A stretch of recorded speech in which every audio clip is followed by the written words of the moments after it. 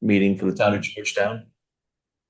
And it's being recorded for our YouTube. Yes. YouTube. So call to order 7:03. Is there any public comment? And we just wanted to stress that if anybody did not make it to the last public hearing and wanted to offer any comments on that ordinance, they are more than welcome to now in this public comment session too. I will tell you that I had a call from Karen Cowing, who said she was not able to get into the public hearing. She was sitting on Zoom with the little icon going around saying the host will let you know. And for half an hour she saw that. What happened? A glitch. It doesn't matter because she didn't have any objections or anything. But she was puzzled. What I will say about that, Bronwyn, is she was actually in the waiting room for the other meeting that we didn't start admitting folks to this meeting. Because when we launched this one, she was waiting here. Just for what that's worth. She said she tried to come on before 6:30. So I don't know. That's all. Can you hear us now, Aria? I don't believe so. Nope. Can't hear us yet. Oh, that's a bummer. Any other public comment? Is there any other public comment? Seeing none. I guess that goes over to you. All right. And were there any items to be added to the agenda tonight? We can always circle back on this one as well for when Aria's back on, just in case. We do have for scheduled appointments tonight at 7:10, we'll be meeting with representatives of the Georgetown Attainable Housing Initiative regarding the MCOG report.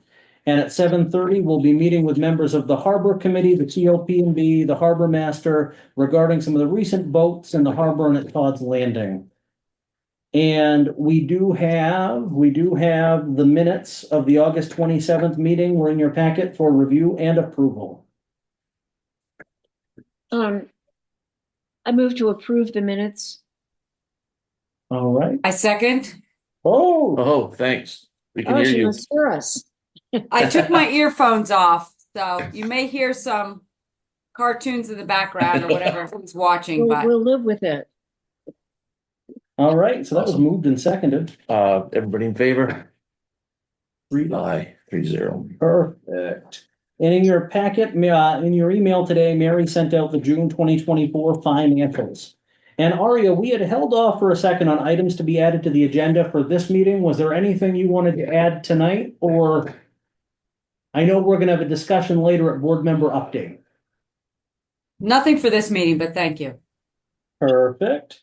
And so in regards to assessing items, I just note for the board that we are in receipt of Maine Revenue Services 2025 preliminary valuation. In future agendas, I'll make sure to put the Maine Revenue Services piece there. There was some confusion in the community about whether or not we were at a stage in commitment of which we are not yet. Effectively, this valuation tells us where the state believes the town of Georgetown's valuation should be based on data that's 2 years old. And it's a process that the town will work through during our statistical revaluation to correct that a little bit, but definitely some good information. And in terms of pickup work, we still have assessors in, not every day at this stage, but still coming in at least once a week.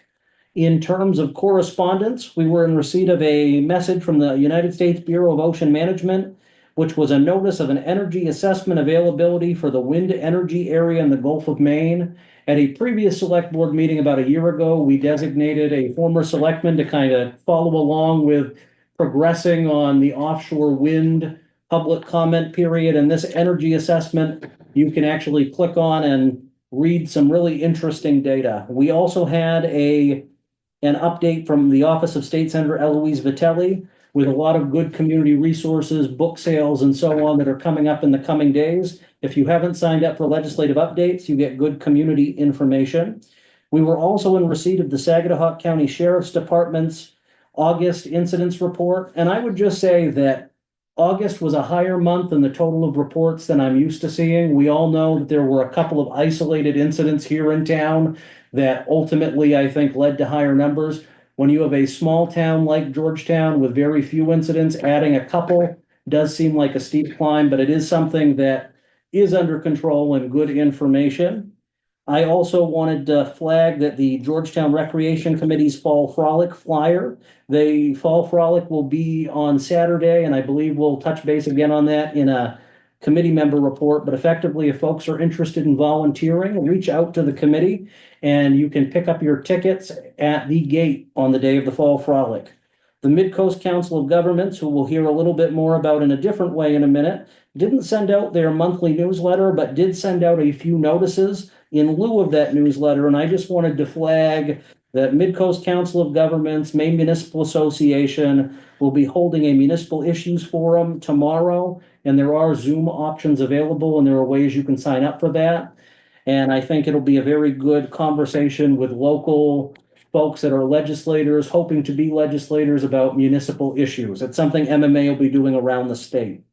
We did not have any other correspondence, and I will note under continuing items that we were in receipt of a renewal application for the Maine Waste Discharge License Renewal of Mary Ann Taylor and for her family's property at 418 Seguinland Road.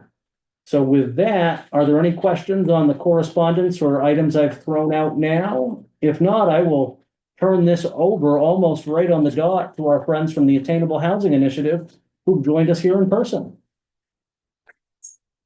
Okay, Welcome. I'm Susie Wren and I'm here with Jim Peavy and Chris Coombs. And we have lots of people from our working group in the audience on Zoom as well.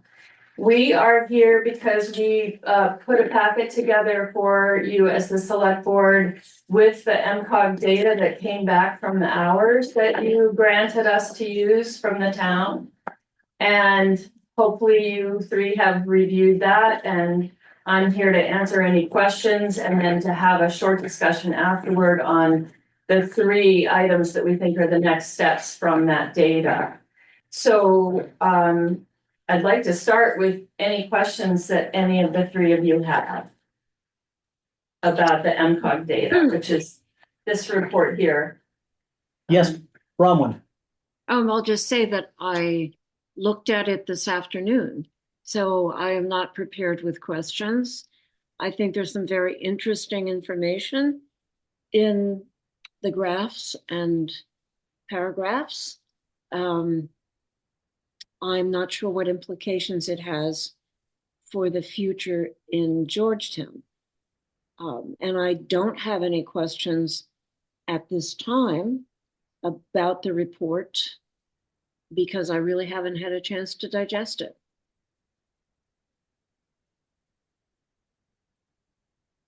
Thank you, Bronwyn. I don't have any questions about it. I mean, You don't, no, I don't. okay. A lot of good information Yes. though, and I think reading it a couple of times, I picked up each time a little bit of different data. Particularly, I found the graphs about short-term rentals and the impacts very illuminating.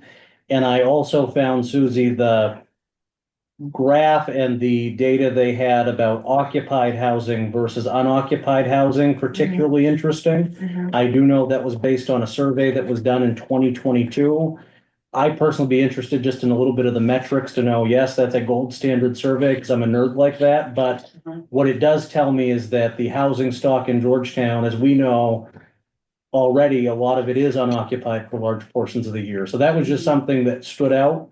And I would say the map of the region from Monhegan to Brunswick showing that Georgetown was the third highest community in Mid-Coast Maine on the percentage of short-term rentals is something that is important data to know, but like Bronwyn, I don't know exactly what the next steps are other than thinking about those kind of next steps. But I did find the data very enlightening and I intend to do some more deep diving in on it too. Okay. And I I will say that, we do have a lot of folks talking about short-term rentals, and the impact that it has on the community, both in terms of our workforce housing, our housing what is deemed to be a housing shortage. And so I do think that we will, attainable is an excellent word to describe where we are at as a community. And we have a lot of interest to balance in this equation. So thank you for providing that to us. You're welcome.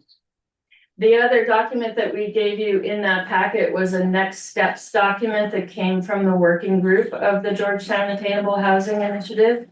And I decided that for this evening, since we have a short amount of time, that the best thing to do would be to come up with the top 3 next steps that we feel need to happen for us to move forward as a working group. And might I take the time to mention those? Absolutely. Okay, so the first one is that we have a lovely piece of news to tell you, and that is that the Conservation Commission met last night, and Kathy Gravino and I met last week to talk about how GAHI and the Conservation Commission might work together to try to get a grant to get a hydrology study done now, because the last one was in the early 90s. And it's been an issue, an open issue since the beginning of our work back in November. A lot of argument back and forth. If a 1990s study is the same now, what would be worse? And a lot of the other communities that are doing attainable housing, but also any kind of development like we see going on here in Georgetown all the time, are looking into doing resource studies, especially if they are peninsulas or islands that don't have the infrastructure for town water and town sewer. And as we know, we don't have town water and town sewer. And the 1990s study would tell us that we have a lens of water that's limited. We need to know what the situation is now before we can go forward, both with the potential of attainable housing, but also the planning board and the select board need to know what the limited resources are to go forward with any building. So we're very excited that last night the Conservation Commission talked about it and decided that they'd like to work with us, with the Attainable Housing Committee, and try to go for a grant this fall and try to get a hydrology study done. So one of the things we'd like to ask the select board is the authorization to go for that grant with the Conservation Commission, and also to work toward getting that hydrology study done as soon as possible, because it really is a precursor to doing any kind of work in this initiative. That's the first thing. And I think Bronwyn had a comment. I'll defer until until Susie's through with the other 2 top issues. Okay. I'm the liaison to the Conservation Commission, and I was at the meeting last night. So I want to Great. clarify a couple things, that's all. Did you say that you need to clarify a couple of things? After you're finished. Okay. Come on, go ahead. Okay. The second thing that we'd like to ask of the select board is to think very carefully about establishing a project through the planning board to work on the short-term rental issue. And we would say before we ask that we know very well that the short-term rental issue is a thorny issue, and that short-term rentals have been around for more than 100 years in our community and many other island communities along the coast, coastal communities, and that we have 2 different aspects to that. What some people are calling a problem, some people are calling it an issue that needs to be at least understood before attainable housing or even ADU development comes into being. And so we're very, very sensitive at the Georgetown Attainable Housing Initiative to the fact that many local landowners and property owners rent out for a part-time, on a part-time basis, and have done that to supplement their income. We understand that, and towns across the state understand that.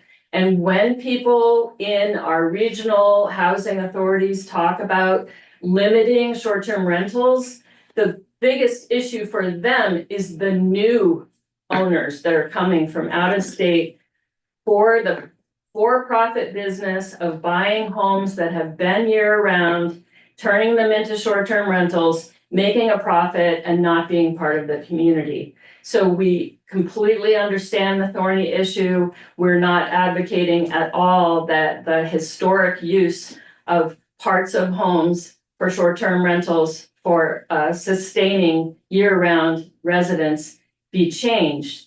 But what has happened over the last 3 years, especially since the pandemic, is that we went from being 6% of our homes in Georgetown STRs to 18% in 2023. It has come back down to about 10%. But those numbers that came from Charlotte in the MCOG data, and that number I think is low because it's before the end of this year. So that's 2024. Communities that we heard on Maine Public Radio yesterday call into a show about STRs. There were planning directors calling in from York. Kenny Bunt called in. They have 10% STRs and they think it's a crisis in their town. So if we have 10 to 18%, we may want to, at the very least, register the STRs. And all you do is you make a plan through the select board that you register the STRs so that you know which properties are being used that way, how they're being used, so that if there's a problem with the other people in that community or that neighborhood, the CEO has a way to follow up. And you might ask, well, how will the CEO follow up if we're sharing a CEO with 3 other communities or 2 other communities? A lot of communities along the coast have decided to not only register their STRs, but potentially charge a small fee for that registration and call it a license. And that fee is added to the salary of the CEO to follow up on safety issues, such as, fire extinguishers and the kinds of things that go along with rentals for customarily B&Bs. So we would like to make an ask of the select board that you would ask the planning board to look into this issue.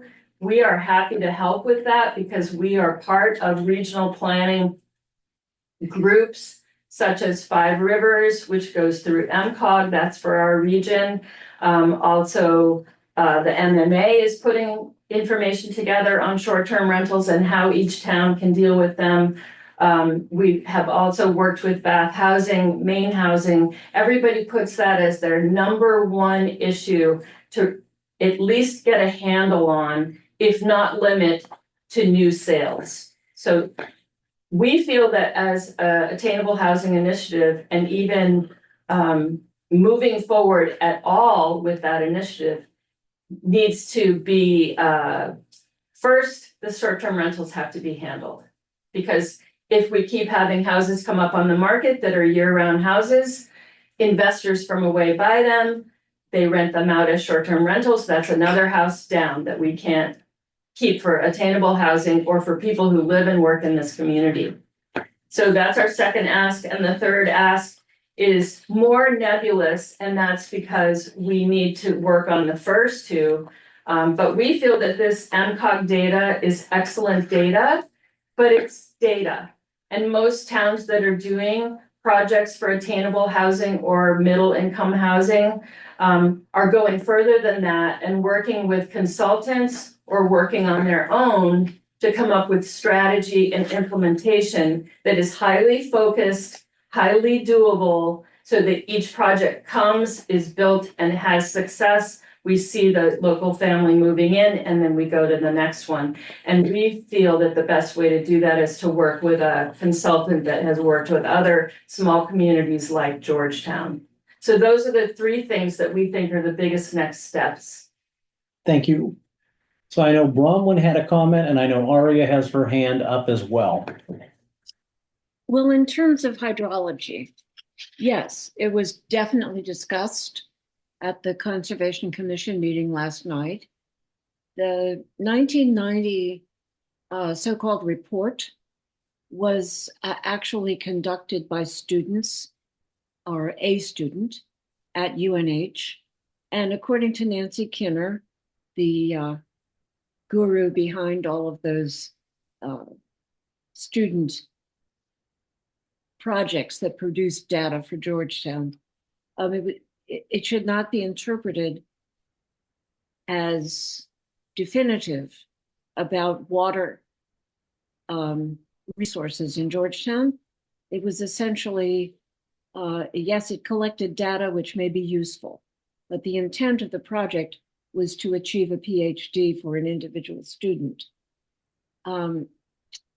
Yes, they are interested in pursuing the idea of a resiliency grant for a more scientific review of aquifers, if any, in Georgetown, and other information about water resources.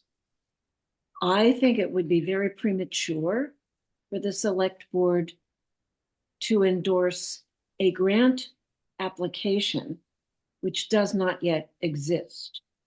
There were people at the meeting last night, including Nancy Kinner, who were enthusiastic about working on such a proposal. But until it comes before us as a select board, there's really no point in our saying, go ahead with this. At the moment, we need to reestablish our membership in the partnership, the resiliency partnership. And the paperwork to do that is underway. And once that is completed, there will be some time and broadwidth to address the next grant round and what we would want to apply for. I think the water issue is very high on the priority list of the Conservation Commission. In terms of, let's see, I have to work here and remember the second tier.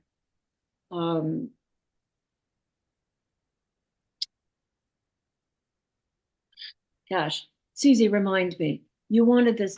You had a second ask for the select. The second item was to look into registering at the very Short-term least rentals.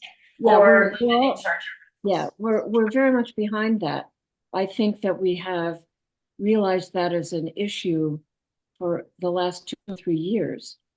And you have some good suggestions, especially in terms of what other communities have attempted to do. And I think that the information in the MCOG report is helpful in pointing us in a direction.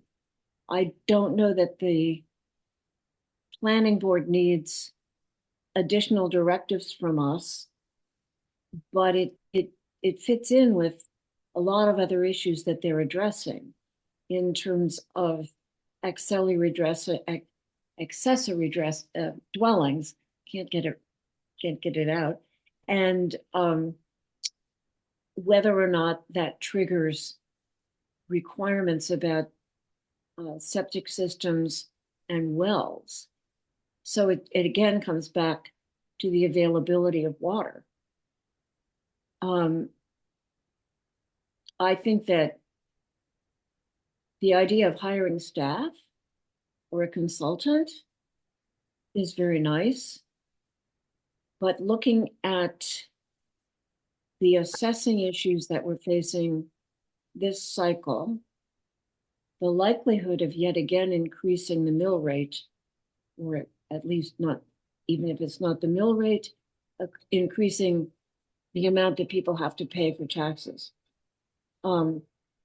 I can't see my way clear to endorsing that recommendation unless there is, again, grant money after we've decided what the goal is in terms of building additional housing, if that is in fact the goal.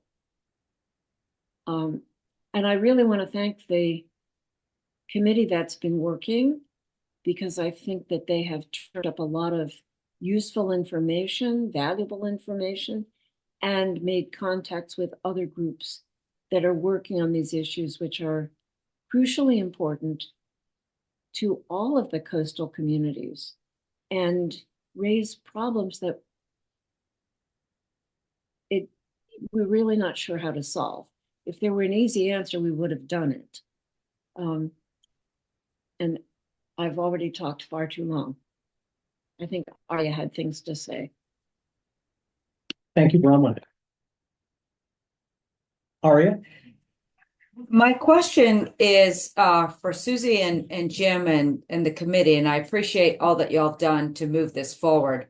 I forgot to look at the comprehensive plan to see if this was identified as an issue. I can't imagine it wasn't, but Teo's on and It was, so, affordable okay. housing was an issue. I thought so. Thank you. But I'd be curious as we move forward, and there's still a lot as Bronwyn has detailed, and I think all of us recognize there's still a lot to learn from this process. And so I'd be curious at what are we going to say is the definition of a short-term rental. I'm aware that Rouseck, I believe, has an ordinance or a regulation that, you know, their short-term rentals cannot be longer than 90 days. So back to my comment about balancing interests, there are, and Susie, you referenced this, there are owners who do and need and want to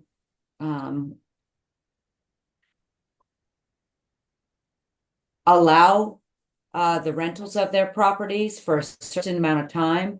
And then there is some community reaction, depending on what neighborhood you may be in, that might be at different levels.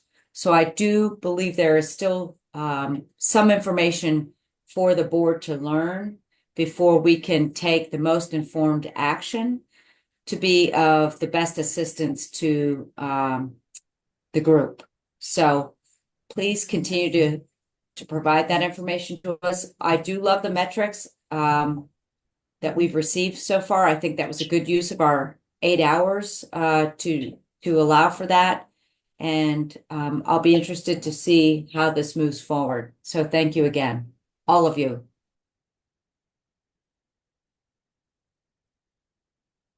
Okay, well, thank you very much. I would like to say that we are meeting with our working group and the new interested people who wanted to get involved from the May 21st meeting. We're meeting on September 30th. We're having a presentation by John Egan of the Genesis Fund, which is a fund that works with Maine Housing and Bath Housing and a lot of the initiatives along the coast. So we're hoping that that would be something that will get people excited about the possibility and the actuality of other organizations and other towns doing what we want to do.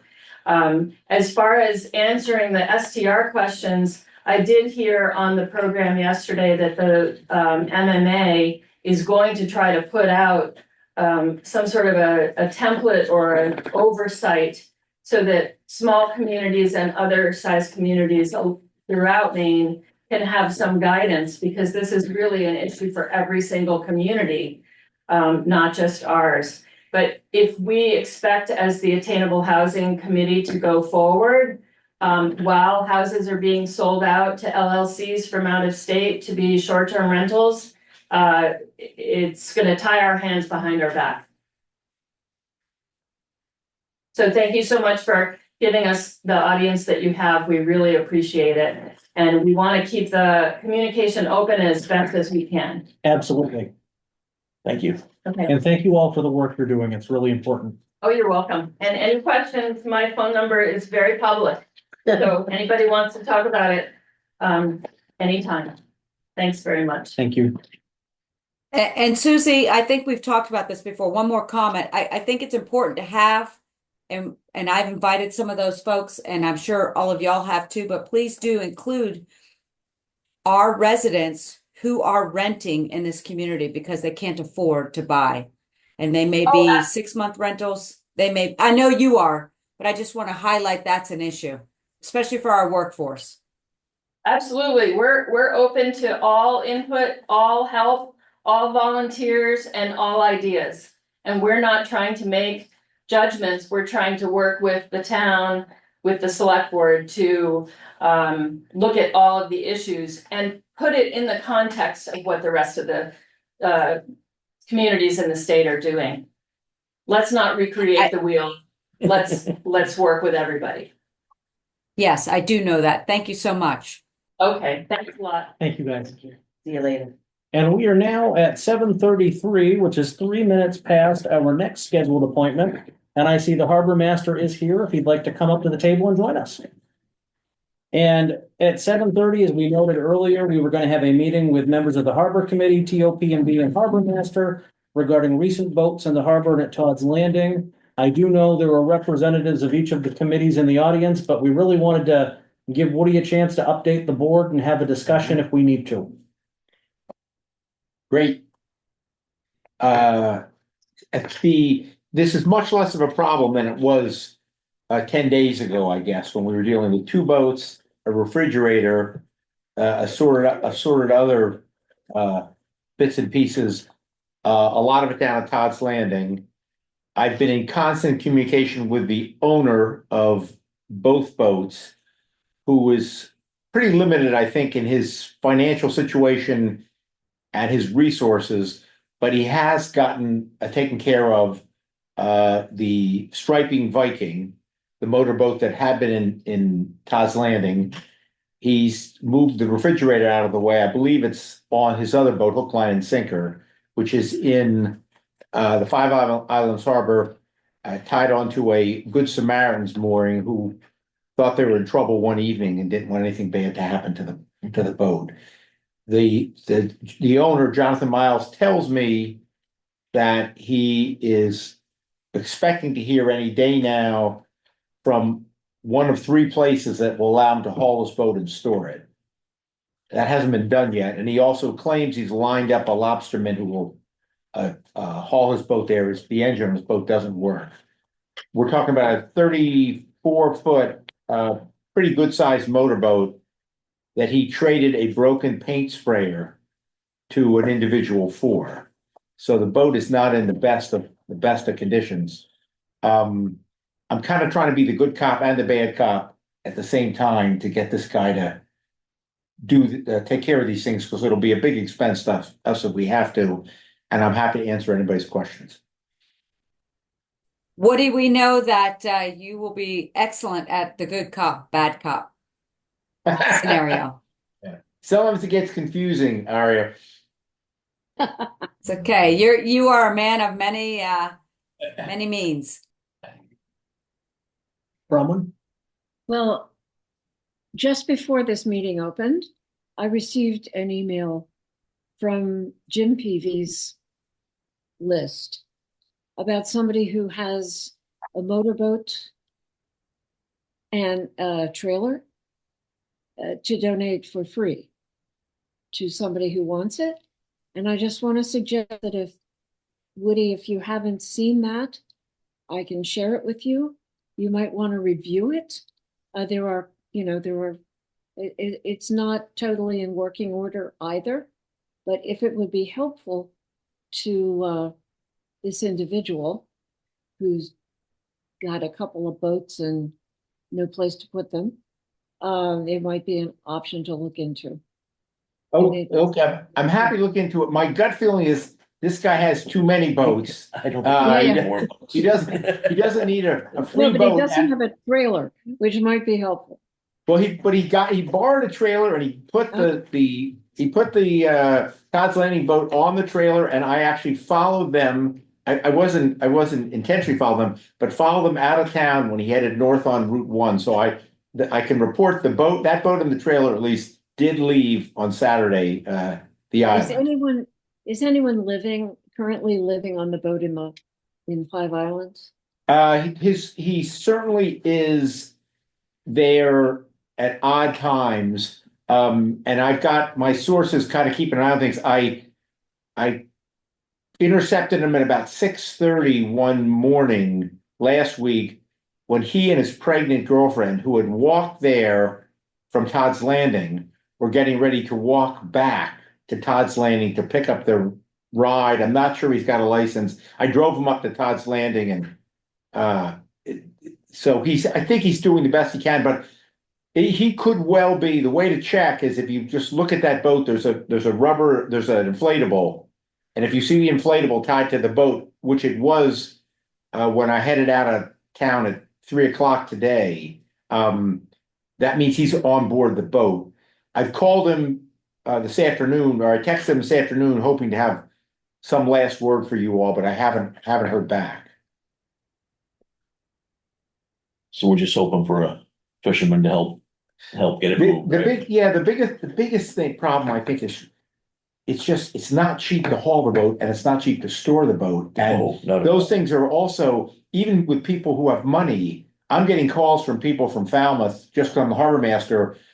I've got a 32-foot sailboat and nobody has room for me. And can you think of a place that would have room for me? And so it's still a pretty big, it's kind of a decent sized hurdle, but it's better for him to do it than for us Most to definitely. do it. And, you know, we rewrote our ordinance a few years ago so we can charge him, but good luck with that.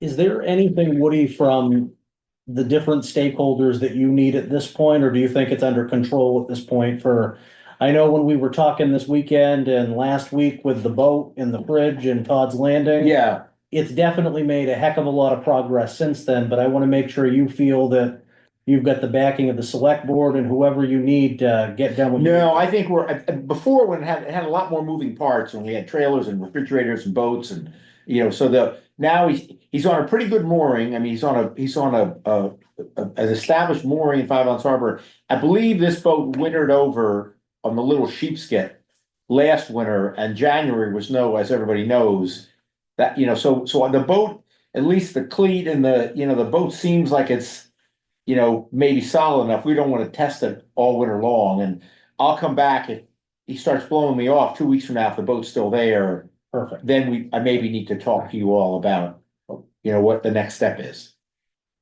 Aria? So Woody, is he from the Harpswell, Bailey Island area? He's not from Georgetown. Correct. Right? He says he told me he was from Freeport.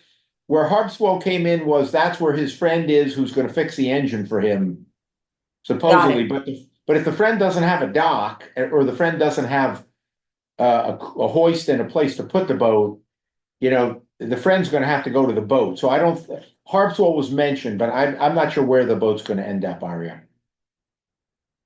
As long as it's not Five Islands. Right. And we had him in Robin Hood. I don't take it every time. We had him in Robin Hood. He was anchored badly. He was dragging his anchor. We went and put another anchor on his boat. He still dragged his anchor, and he ended up in Westport. And I wasn't happy he was in Westport because the harbor master called me because he knew I'd been dealing with it. And maybe I got what I deserved when I looked out one morning and he was back on a mooring in Five Islands. So he's been around. Oh. Barring any other questions, just thank you, Woody, and My anything pleasure. you need to keep us in the loop. I will. Great. Good night, everybody. Thanks, Woody. All right, and with that, we are now through our scheduled appointments.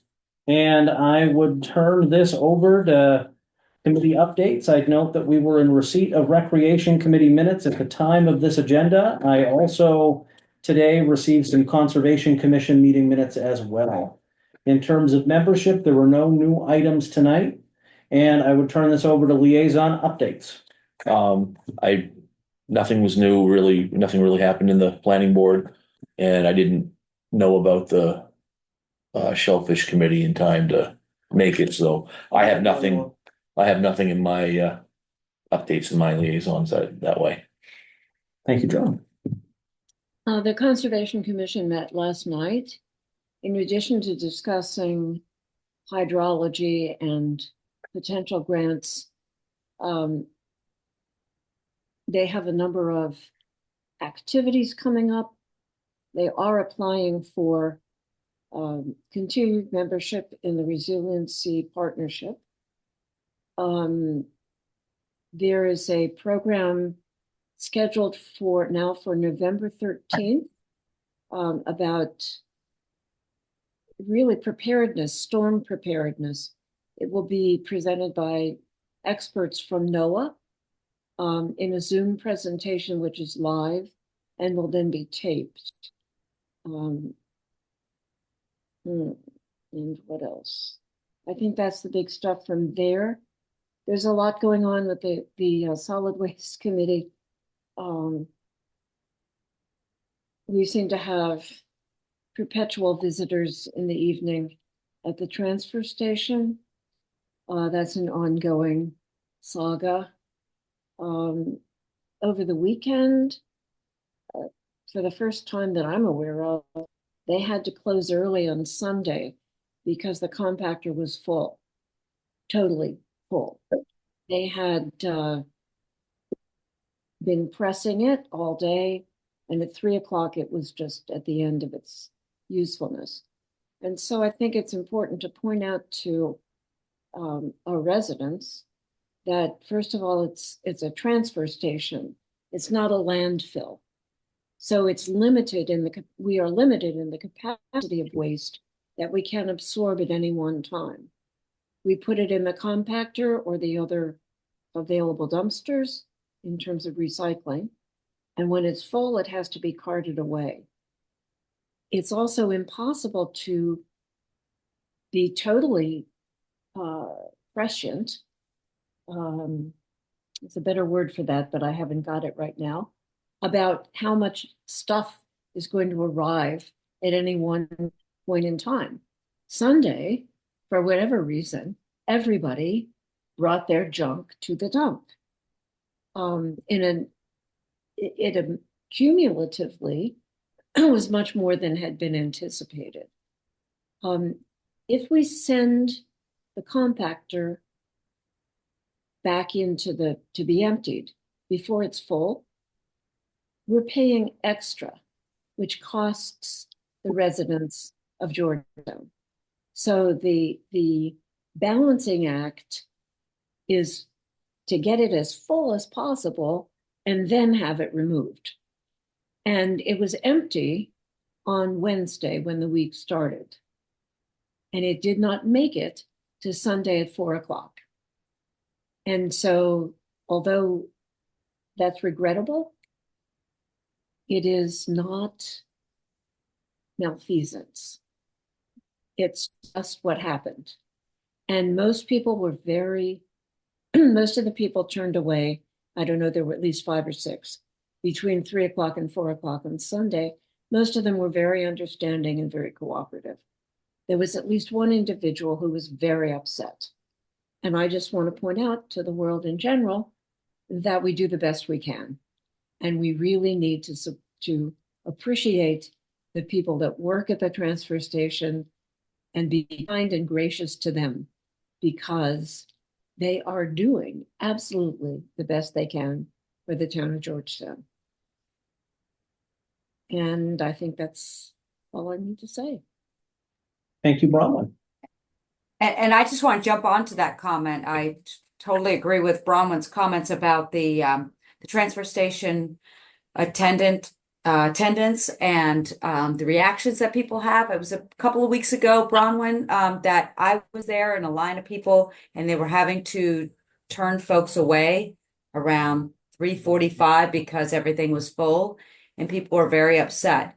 And the solution, as Jim indicated, is that we really have to assess how much trash we're all generating. We do not have an unlimited capacity. And so that is something that I think that will continue to arise. This is 2 or 3 times this summer. I think Jim told me that it has not happened before this summer. So the fact that it happened on Sunday, and it was probably 2 or 3 Sundays ago, it happened then as well, signifies that we really have to keep an eye on this, because it's only going to cost us as a town, and in more ways than one. You know, one way of looking at it is it's the end of the season. and you could have people cleaning out their camps, cleaning out, just I'm not surprised on like last weekend or even on Labor Day, if something like that would happen, because you've got people who are getting ready to head away for this, go back home for the summer, and it's probably when they do most of their cleaning and stuff around the place. I mean, I understand it still isn't the best thing going, but I can see that happening, especially this time of the year. And maybe even in the spring, after the storms and all the stuff that's blown up, I'm surprised it hasn't been filled up more often in some of these weekends. Right, I think the issue was just that it wasn't anticipated, the volume was not anticipated for this particular weekend, because it wasn't Labor Day. It wasn't Indigenous Peoples' Day. It was a normal after Labor Day weekend. And But it was just- beautiful weather, so you could do stuff. I mean, that's Right, exactly. And it just blossomed, as it were. Did I you do have- think this is, I do think this is an issue that we're going to have to keep an eye on. And it probably, it has some relation, if you listen to folks like Frank and Jim who work at the transfer station, it could have some relation, I guess I should say, it could have some relation to what we're looking at for housing issues. So, Right, because people in short-term rentals tend to generate a lot more trash than people who are composting or recycling carefully or not using disposable place settings. But that's all conjecture. right, absolutely. Did you have a liaison or board member update you wanted to give, Aria? Yes, I do. So, thank you, Tyler, for the initial shout out. It is the Fall Frolic and Art Show coming up on Saturday. So you have lots of community members who've come together to make that happen.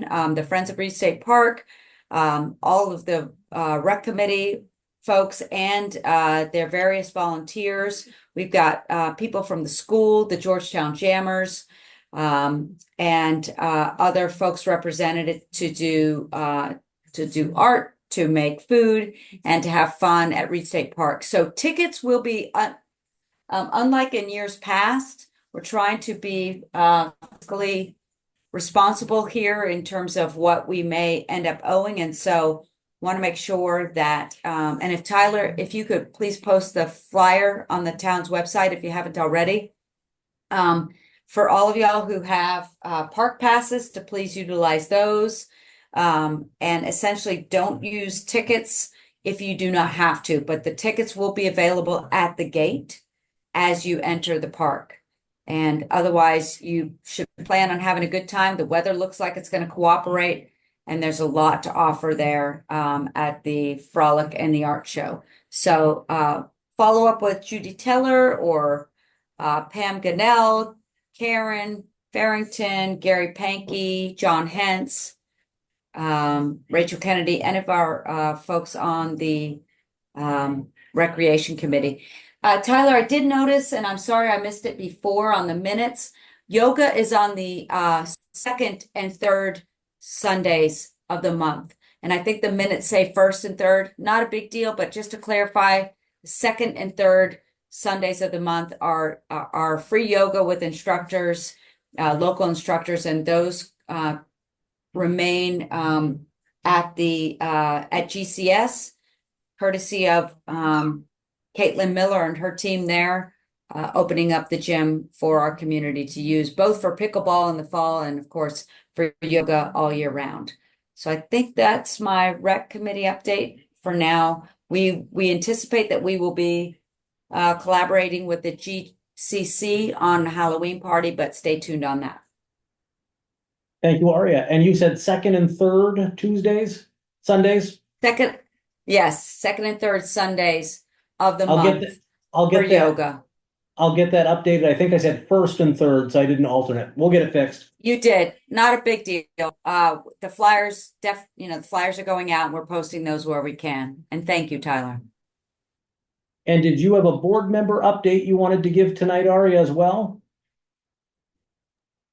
Sure. So I just like to have us consider, and I'm happy to work on, of course, the drafting of a working waterfront ordinance. So one of the things we've talked about, and it aligns with some of the other things I've said across different committees, whether it's at the school board or at this forum or in other forums, is that we are a community.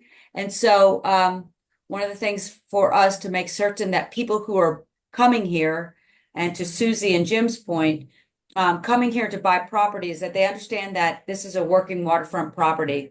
So when they buy, it's kind of a know before you buy. And so I'd like to ensure that we make certain that the real estate community and that future buyers understand that there's going to be fishermen, there's going to be clammers, there's going to be aquaculture, there's going to be worm diggers. All of those folks are going to be working on our waterfront, and that we as a select board, I think, and I would hope that we would be able to support our community in that way, and to make it a prominent part of what folks understand when they're coming to buy in this community. And so we obviously, that will take some time. I'd like to have that added to our next agenda, the end of September. And I would be inviting Pat Burns, with the full board's approval, of course, to come address that. He assisted the Maine Coast Fishermen and the town of Harpswell, who has a policy, but not an ordinance.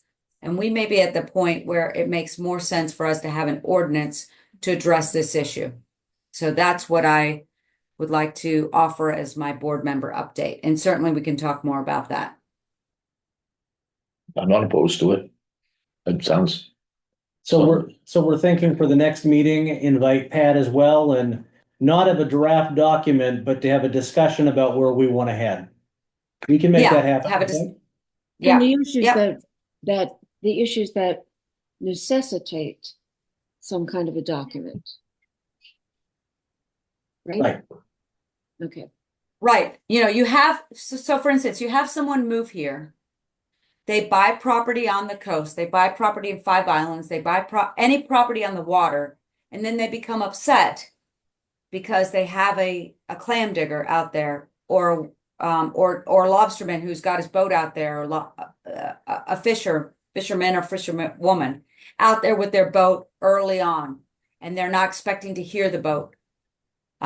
They should know that that's what they're buying into, right?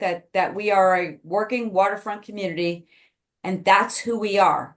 And in my mind, we also have a fire department and a school. We are a community with all of these pieces. We are a municipality. We have all kinds of workforce, including the workforce on the water. And so that would be sort of a know before you go, know before you buy kind of ordinance, is what I was thinking. Thank And you. hopefully I it was. don't understand how an ordinance can be a no before you buy, but I'm sure you'll explain it when we have Jim Burns present.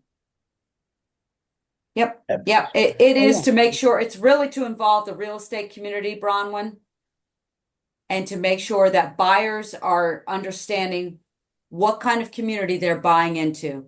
Because I'm trying to avoid problems that may come to us from new buyers who are upset about the noises, the smells, the activity that's happening on their Or the appearance of property. And, Right. and to Aria's point, I do know that in Harpswell, for instance, the Harpswell Select Board had a deluge for a little bit of folks complaining about lobstermen going out at 4 o'clock in the morning, and there needs to be something to do. So I think Aria's approach is maybe we head it off at the pass, but I'm looking forward to more information on the need and whether it should be an ordinance or a policy or a resolution that we hand out to every new home buyer or something, because I think Right. the message is And in very front of a important. sheet to all the realtors. Yes, what time is dawn? Expect lobster boats to go out at least half an hour before that. Thank And you, Bronwyn. return at 2 o'clock in the morning sometimes. With Yeah, great that's big actually, boats. yeah. I love 4 o'clock in the morning. You can get a lot of work done then, but that's just me. Were there any other board member updates that they wanted to share independent of the liaison role? They're doing well up there on that culvert on Robin Hood Road. They're about halfway through setting those pieces, so they seem to be doing a heck of a job up there. Thank you for They- shortening my report, John. Oh, sorry. Yes, okay. and thank you, John, for bringing that up. I was down there on Sunday. I took a bunch of pictures, so I'll send them over to y'all. It's a beautiful culvert. It's really, I'm amazed at how much work they're getting done with 4 people there. Right. Absolutely. Thank you, folks. And with that, I will give a brief town administrator update. I wanted to let the board know that this morning I had some easement deeds for the town registered at Saginaw County. I also had a visit to our friends at Saginaw County Emergency Management. The emergency management folks in the county are putting together bags for new Mainers that are moving to the region that have emergency preparedness in their native languages. Right now, the bags are only in French, but I did advocate that we get some Spanish or other groups as well, that we might be able to get that word out. I also wanted to let folks know that the town clerk's office will be closed tomorrow and on Thursday. Alex is attending an elections training, and I will be on McMahon Island with John tomorrow as well. I can skip the note about the Robin Hood Road project. Thank you, John. I did want to note, though, that it was brought up about MOUs at the last meeting. Bronwyn had inquired about a process. And I just wanted to note that we at the town are working on coming up with a good recommendation. Ideally, from my perspective, I believe we should be striving to get parties to talk and find agreement, whether it be Community Center and Conservation Commission, School and Conservation Commission, before it reaches the select board level. Obviously, there's some more dialogue and discussion to go in there, but I've enjoyed being able to put my brain into that area. I also wanted to mention the MMA convention, and I wanted to check in with the board and see who may be going or not, because that will impact one of our future items. The convention is October 2nd and 3rd, mostly full days. I know Mary, myself, and Alex will be going to the convention. Beyond that, though, members of the board are more than welcome and encouraged to attend, though I know in the past, availability's been tough. I will not be attending. I will not plan to attend. Okay. Is that the one in Augusta, please? Yes, that is up at the Augusta Civic Center. Okay, go ahead. And I was just gonna say, if that's something that you still had to check on schedule, because I didn't have this on the agenda, it was more of an update, we can wait on that too. But I definitely encourage, when I went last year, I learned a heck of a lot about things that, I didn't realize were town responsibilities, and they definitely are. Okay, I'll round up with you offline about my schedule. Thank you. Perfect. Thank you, Aria. And so I also lastly just wanted to update the board and let folks know that we've been getting more calls as the summer has drifted into the fall about political signs here in town. In particular, comments about some signs have been stolen. They've been placed in areas folks have not enjoyed. One of my favorites was, that person doesn't even live here. How did they put a sign up? What I just want to encourage folks over the next couple of weeks, next couple of months, is be respectful and lawful while expressing your First Amendment rights. And just remember that once we get through the next 60 days, we all have to be neighbors the day after. And so when we've gotten more than one phone call about folks who've said their signs have been stolen, what do we do? We are a very small town. Unlike Topsom, we don't have a public works department that's going out and tackling a whole host of things. I just really want to stress that this is an issue that I do think is, as we get closer to the fall, going to pick up. And I just want the board to be aware now that it is starting to pick up, though I do think by and large, folks are being good neighbors and being very lawful and respectful while exercising those rights too. So I just wanted to flag that for folks, because again, I think 2 calls in a row today were about signs, and I just know that that's going to pick up. Any questions about my report? If not, I will stop talking and turn this over to Mary. Yes, thank you, Tyler. I also just have a brief update. Last Thursday, I attended a payroll update on the seminar up in Augusta at MMA. There was a lot of good information. that we'll need to utilize at some point. MMA has reached out, the MMA Health Trust has reached out and let us know that there'll be changes to the policies in 2025. But they've given us no new rates at this point. Ideally, at your next select board meeting, we have general assistance appendices for the upcoming year. They're effective October 1, that will need to be adopted. And we're recommending at this point to re-adopt the ordinance because, as you know, as I think I spoke about at the last meeting, general assistance laws have changed a lot. So our ordinance is kind of outdated. Every year we amend, we adopt the appendices, but the actual ordinance language has changed as well. So, and then, the fire department met last night, and I just wanted to let you know a couple of little things on that. Engine 3 is back from Gardner and back in service. And the fire department, decided to use their, $15,000 EMS stabilization grant as a portion of a CPR machine. And the volunteer fire department board also donated, $10,000 to $12,000 to go along with the 15 to get us one of those, chest compression machines for the ambulance. So, they're very excited about that. And it's, it has the potential to do a lot for our EMS people. So, and I think, honestly, that's about it for me. About it for me. Thank you, Mary. Oh, and you got June financial statements. There's only one little area that I gotta tweak a little bit. I gotta take a look at that roads budget pretty seriously. Because we put a lot of money in there for the culvert project for last year, which didn't happen. Yeah. So I just need to make sure that all that gets rolled over properly. So, and I'm prepping for another audit. That's it. Thank you. That's Mary. it for me.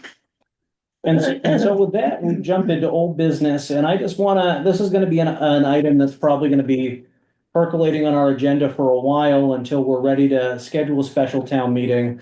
But items for a future special town meeting, last week or 2 weeks ago, we discussed the determinations that the GA budget is gonna need an increase. I think Mary really spelled out the case that it needs to happen, and I was hoping tonight that we could hear a recommendation from Mary on an amount to increase it by or to, however you want to word it, so we can start to be checking things off the list as we're approaching a special town meeting. I've looked at the GA, I mean, as you know, we exceeded the $4,000 that we have in the budget. In pretty much the first month, we have a couple of cases that will be ongoing. And my thought is, Tyler and I talked about this a little bit today. My thought is we really need to bump this budget up to close to $20,000. So I think a $16,000 ask at this point is not beyond the realm, so. So do we need a motion to do? No, this is just for us to, Okay, talk over. At this point, unless I'm sorry, I didn't mean to interrupt, unless you wanted a motion. If folks wanted a motion, then we could take this as we've set where we're at, and it's gonna be Right. displaced. And the way I would word it is a motion to place an increase on the warrant, Mhm. to X number of dollars. Up If- to, or to, are you I looking for a I would specific? say increase the GA budget to $20,000. And then I will work with Mary and previous warrants to make sure I put that into the correct legalese on the warrant. And will the warrant show that 70% of that is subject to reimbursement from the state? Well, we'll let everybody know that, yes. Okay.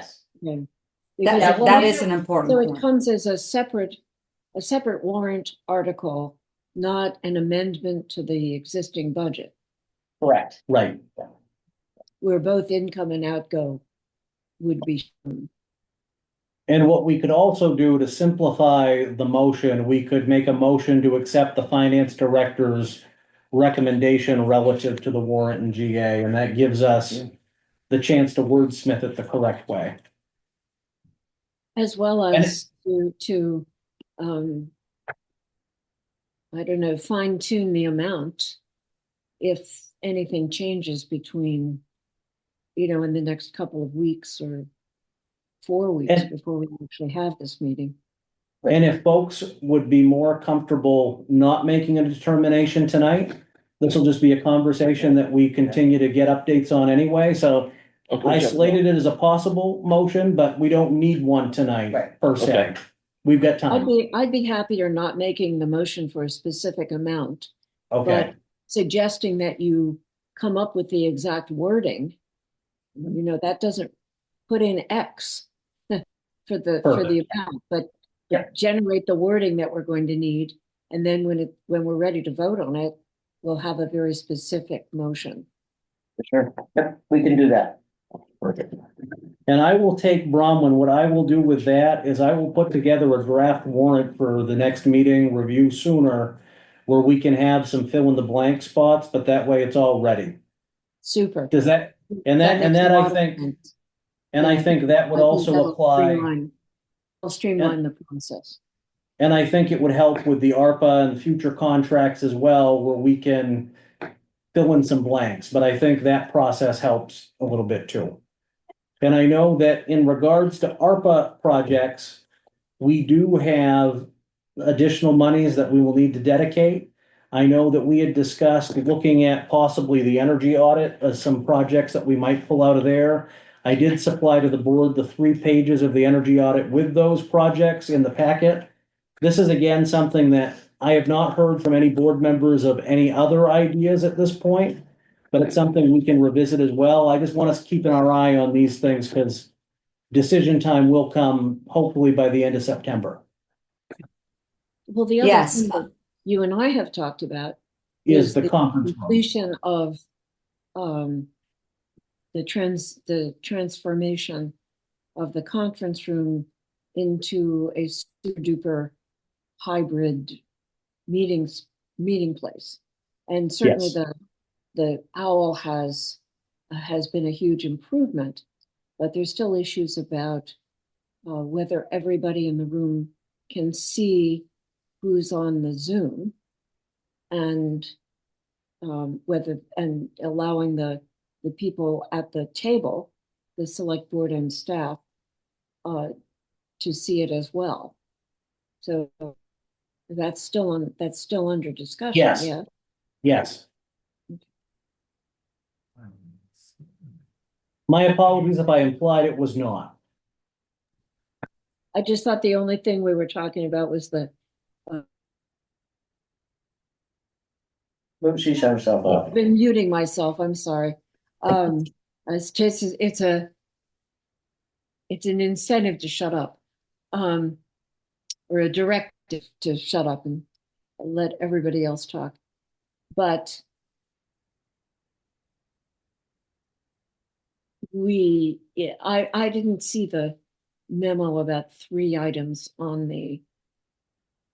I guess I didn't read it. It's probably there. You sent so many attachments, Tyler. Too About many. the 3 options for the energy audit. Well, in the energy audit, it wasn't 3 options. It was the 3 pages of all of the things they listed with the costings. Okay.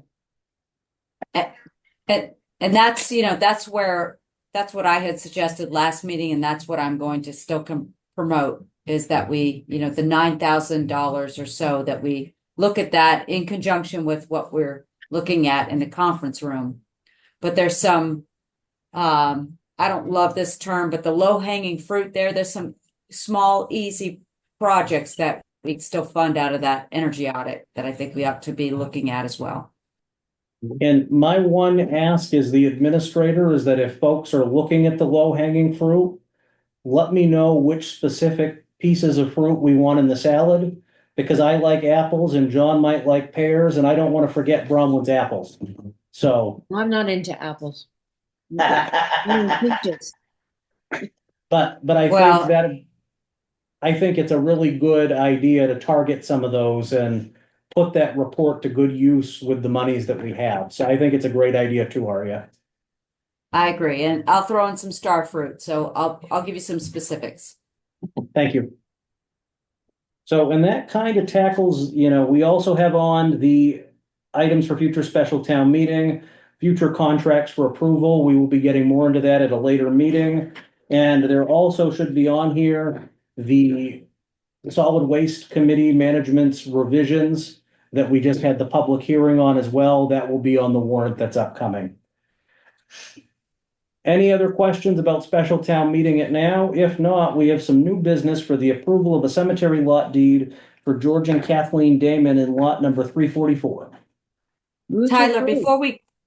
okay, I'll second that, but I want to come back to Tyler's comment. I'll second the motion. All right, All right. all in favor? Perfect. 3-0. And now we are headed back. Tyler, you mentioned the special town meeting. Just to be clear for those who are participating in tonight's meeting, we don't have a date for that yet. So to be determined. Yes. And the date for that is really dependent on receipt of the contracts that will allow us to set up the communication tower that we've all been looking for years. As soon as we are ready to go with those contracts, we can set a date for this meeting. That's what is, that, to be clear, that is the reason for the special meeting. And these Absolutely. other issues have come up that it would make sense to tackle at that same meeting.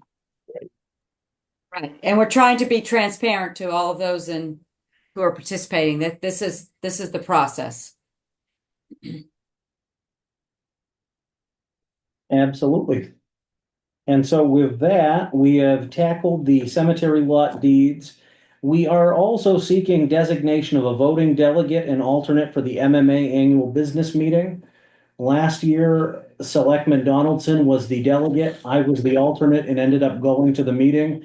The agenda this year is to hear a bunch of reports of the great work MMA is doing in the election of officers. And I would defer in the event a select board member wanted to attend to have them be the voting delegate. And what I can say is if we're still working out who's going, this is something that could be tabled tonight and we could come back to.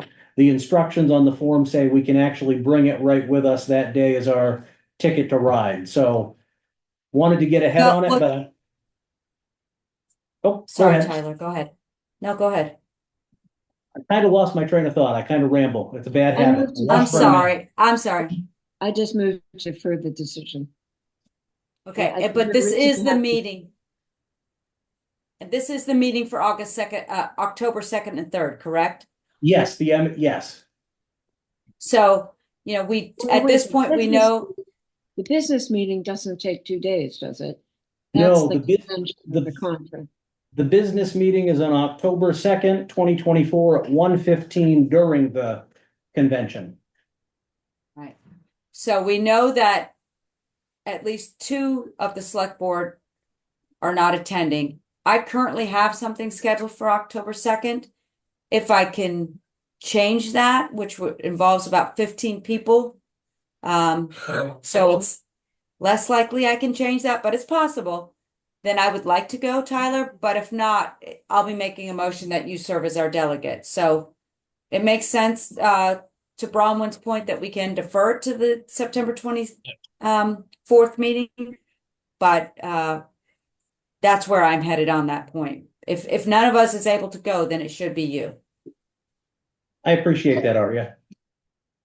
And so it sounds like that is going to come back at the next meeting for finalization. And I do not believe that any action was necessary from the scheduled appointment with the Harbor Committee, TOP&B, and Harbor Master. And so I just note that we did have 2 items for signature here. One of them is taken off because we did not make a designation. So if you could come to the town office in the near future and sign the cemetery lot deed for the Damons, we can get that taken care of and mailed off to them. I will say again, with Alex is gone tomorrow, I will be on McMahon. Tomorrow might be a harder day to get that signed, but we can make it work. And with that, I turn this back over to John for public comment before our brief executive session. Is there any public comment? I do not see any. Seeing none, and I added the pursuant to. Okay, pursuant to One MRS section 405, section 6, section C. I move we enter executive session pursuant to acquisition of real property or economic development. Second, My second, I commend all those publics who are still present. yes, thank you. Thanks. Okay. All in favor? Oh, all in favor? Perfect. Thanks. Ease of Motion. working. And then I move to adjourn. Thank you. I'll second it. Second, All in favor? yeah. Have a good night, everyone. Thanks. Thanks.